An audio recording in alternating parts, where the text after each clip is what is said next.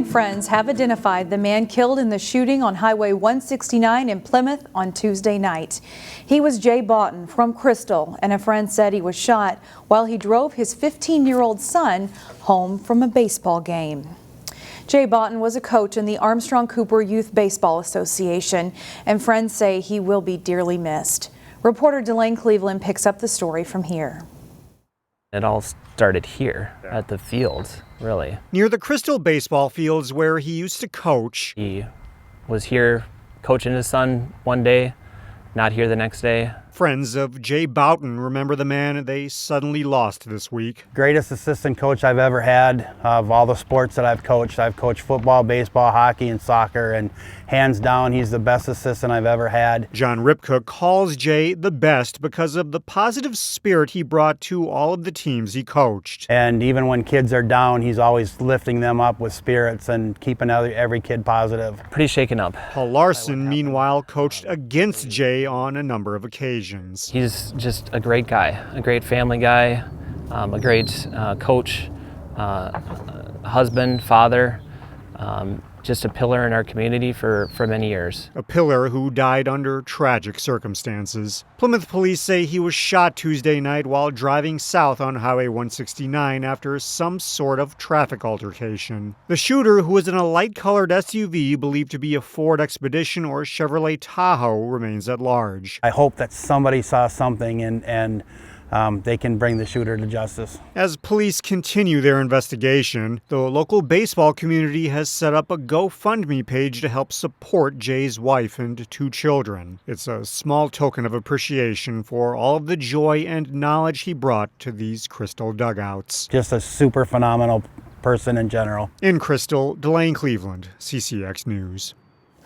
A police officer from Robbinsdale says this past 4th of July had as many as 5 times as many fireworks calls as normal.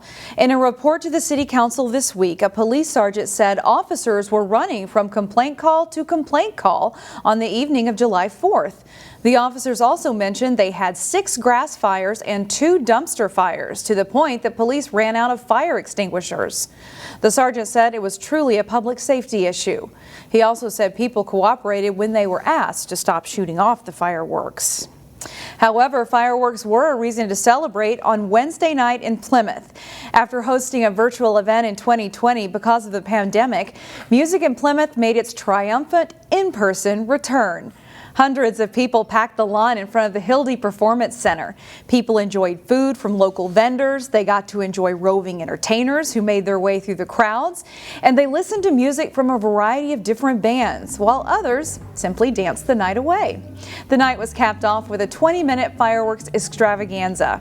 The Plymouth Civic League has hosted this event for the past 49 years, and they hope to bring back the Minnesota Orchestra next year for the 50th anniversary of Music in Plymouth. When people think of summer camp, the first thing that comes to mind are usually activities like swimming or kayaking.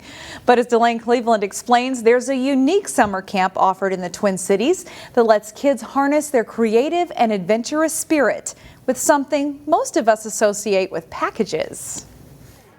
At French Regional Park in Plymouth, this is our castle. Recreation is usually the big draw. For shame. But for dozens of kids, it's very interesting. They come to the park 5 days a week for a sense of adventure and camaraderie. This is my shield. I covered it with tape and it's made out of cardboard. Centered entirely around cardboard. We have many characters throughout. There may be a few assassins around. You never know who may be there. I'm just selling daggers. And so, my friend Daniel here is selling daggers. Go run, Daniel. Go have fun. Eric Uttermark, or Thor as he's called here, I am the one representative from Asgard until we get more, is a former camper who's now a staff member with Adventures in Cardboard.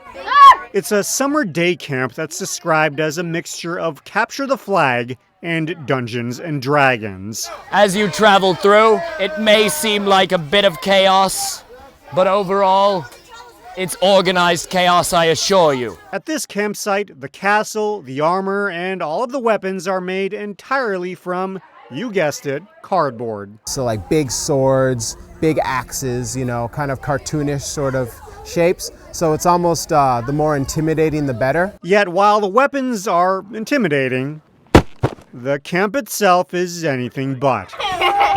It's a place where the kids can exercise their creativity and basically just be kids. Originally, my parents signed me up as a camper, and I was very hesitant first, didn't really want to do it.